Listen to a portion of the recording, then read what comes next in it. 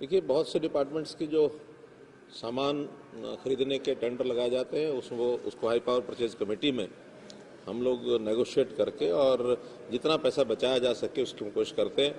आज कुल मिलाकर के 23 आइटम्स थी और उन 23 आइटम्स की कुल राशि 1000 करोड़ रुपए से भी ज़्यादा बनती है। मुख्य रूप से आज उल्लेख करने लायक कि हमने 5 लाख टेबलेट्स जो बच्चों को दिए जाएंगे।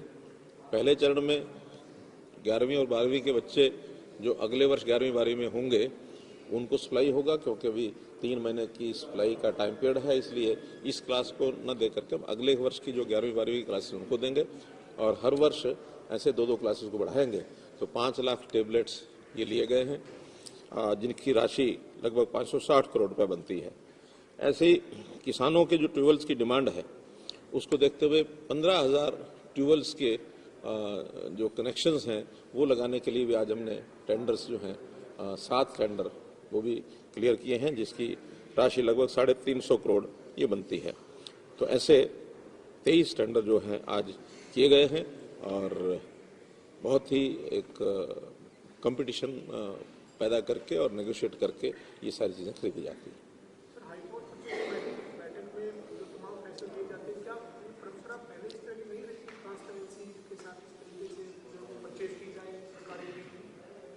देखिए, मैं इसके बारे में सुनता ही हूँ।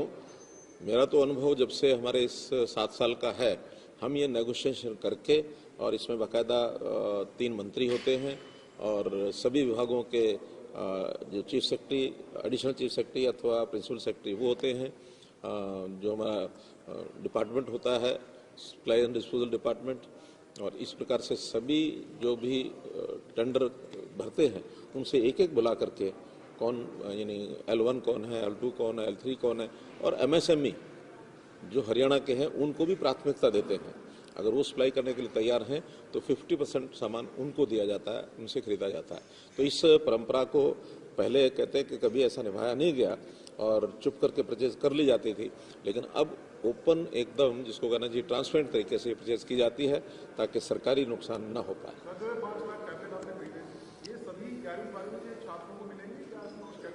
नहीं, हरियाणा के सभी 11वीं 12वीं के छात्रों को मिलेंगे सरकारी स्कूलों में। अगले वर्ष जो है एक कक्षा उसमें और बढ़ा देंगे, हर वर्ष एक कक्षा उसमें बढ़ाते जाएंगे।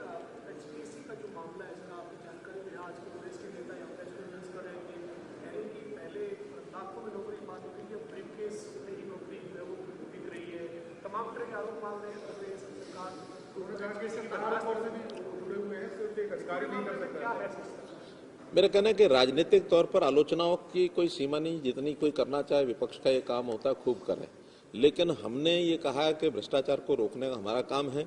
हम भ्रष्टाचार को रोकने के लिए चाहे पूर्व की सरकारों में हुआ हो, चाहे हमारे समय में भी कहीं ना कहीं इस प्रकार के जो लूपहोल्स हैं उसको बंद करने के लिए कोई भी अधिकारी, कोई कर्मचारी जहां पकड़ा जाएगा उसके खिलाफ कार्रवाई करेंगे। अंतर इतना ही है कि पहले वो अपने समय में ना कर्मचारी ना कोई अधिकारी किसी के खिलाफ कोई कार्रवाई नहीं करते थे, हम किसी को छोड़ते नहीं हैं। हमने भ्रष्टाचार को समाप्त करना और उसका जो बीड़ा उठाया हुआ है, मैं तो कहता हूं कि अगर विपक्ष के पास इस प्रकार की कोई चीजें, कोई जानकारियां हों तो निश्चित रूप से उनको हमको बतानी चाहिए। हमको नहीं बताएं तो विजिलेंस को बताएं, विजिलेंस को नहीं बताएं तो थाने में बताएं, थाने नहीं बताएं तो कोर्ट में ले जाए। कहीं ना कहीं उनको जाना चाहिए। केवल आलोचना के लिए आलोचना करना उनका धर्म है, करते रहे, लेकिन उसका कोई असर नहीं है, पब्लिक पर भी असर नहीं है। पब्लिक आज जानती है कि गरीब परिवारों में किस प्रकार से नौकरियां मिल रही हैं, और हमने तो ऐसे परिवार जिनके अंदर नौकरी नहीं है उसके परिवार के सदस्य को यानी एप्लीकेंट को 5% मार्क्स, बल्कि 10% मार्क्स बाकी चीज़ों को मिला करके मिलते थे, जो हमने अभी 5 किए हैं। लोगों की डिमांड के ऊपर कि 10% थोड़ा ज़्यादा लगते हैं तो उसको वापस 5% किया है, और बाकी जो और श्रेणियां हैं जिनको लाभ मिलना चाहिए उनको भी मिलता है। और जिस कारण से आज बच्चे पढ़ाई की ओर आकर्षित हो रहे हैं, चाहे कोचिंग सेंटर्स है, चाहे स्कूल शिक्षा है, चाहे कॉलेज शिक्षा है, सब में बच्चों को एक रुचि बनी है। अब जो फिर वही मैं शब्द बोलूँगा, पर्ची और खर्ची कभी नहीं चलेगी। आगे भी हमने रास्ते बंद कर दिए, कोई इस रास्ते पर आ भी नहीं सकेगा। ऐसे बहुत लोग मैं जानता हूँ जो अब यानी शेखी बघारते थे कि मैंने अपने क्षेत्र के अंदर इतने लोगों को नौकरी दिलाई, मैंने अपने क्षेत्र में इतने लोगों को दिलाई। आज कोई भी प्रतिनिधि, जनप्रतिनिधि ये नहीं कह सकता कि मैंने दिलाई। हम देने वाले नहीं हैं, सामने वाले का, लेने वाले की क्वालिफिकेशंस की, मेरिट, उसका जो प्रतिभा है वो हमसे लेकर के जाएगा नौकरी। उसका एक सिस्टम है, सिस्टम में कोई लूप होल है तो उसको चेक करना ही हमारा काम।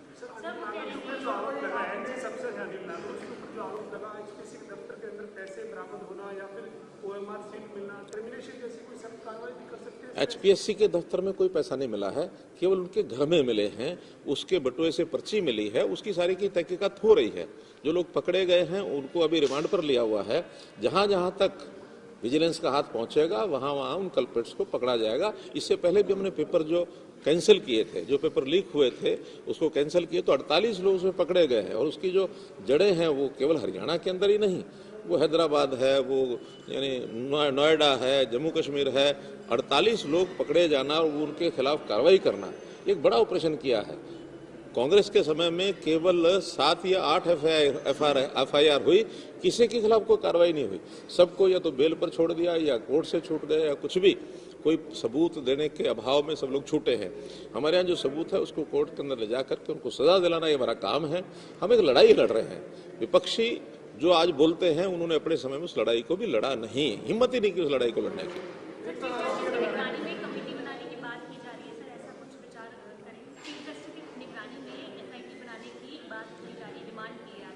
देखिए, यदि हमारा सिस्टम कहीं उसमें कोई फेलियर हो, हम उसको ना कर पा रहे हो, कोई चीज़ ना पकड़ी जा रही हो, तब ये होता कि आगे कोई कार्रवाई करनी होती है। जब हमारा सिस्टम सक्षम है, आज हमारा विजिलेंस डिपार्टमेंट उसको गहराई तक जाकर के पकड़ चुका है, आगे भी वो चीज़ें चल रही हैं, तो हमें अपने सिस्टम पर भरोसा है।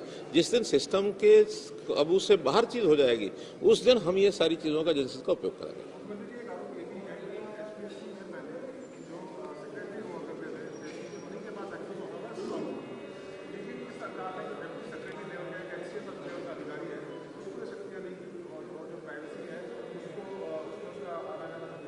देखिए, ये जो सिस्टम है, कमीशन खुद तय करता है कि हमको कैसे अपनी सिक्योरिटी मेंटेन करनी है। लेकिन अगर कहीं कोई कमी आई है तो अपने आप रिव्यू करेंगे, निश्चित करेंगे। उनको पूरे अधिकार है हर चीज़ को रिव्यू करने के। सरकार ये काम नहीं करती है।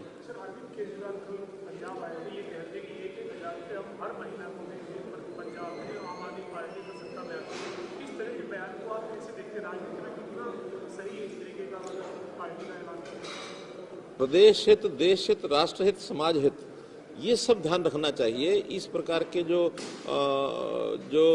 पॉपुलर मैयर्स को, जिसके कारण से कल को समाज में कोई गलत दिशा बन जाए, ऐसे पॉपुलर मैयर्स उपयोग नहीं करने चाहिए, उनकी घोषणा नहीं करनी चाहिए, वरना करने के बाद यही लोग पछताते हैं। दिल्ली में उन्होंने बहुत घोषणाएं की, आज दिल्ली में वही लोग जो उन घोषणाओं के चक्कर में आए थे आज वही पछता भी रहे हैं। इसलिए हमको समाज के लिए हर चीज़ का ध्यान रखना होता है। हमें यानी व्यवस्थाएं कायम रखनी होती हैं। हमें प्रदेश की आर्थिक स्थिति भी देखनी है, समाज का टैक्सेशन कितना है, रेवेन्यू कितना है, इसको भी ध्यान रखना है। और फिर किसको देना है। आखिर हम भी बहुत से लाभ देते हैं, लेकिन जिनको जो पात्र हैं उनको लाभ देना चाहिए। हर चीज़ हर किसी को देना ये संभव भी नहीं है और ये करना भी नहीं चाहिए।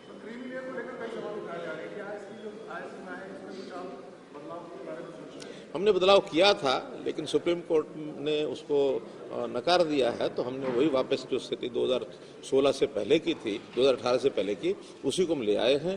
हमारे यहाँ क्रीमी लेयर 6 लाख की पहले भी 6 लाख होती थी, बाद में 6 लाख के हमने 2 हिस्से किए थे, एक 3 लाख और एक 6 लाख के। पहले लाभ 3 लाख के लोगों को मिलेगा, बाद में 3 से 6 वालों को मिलेगा।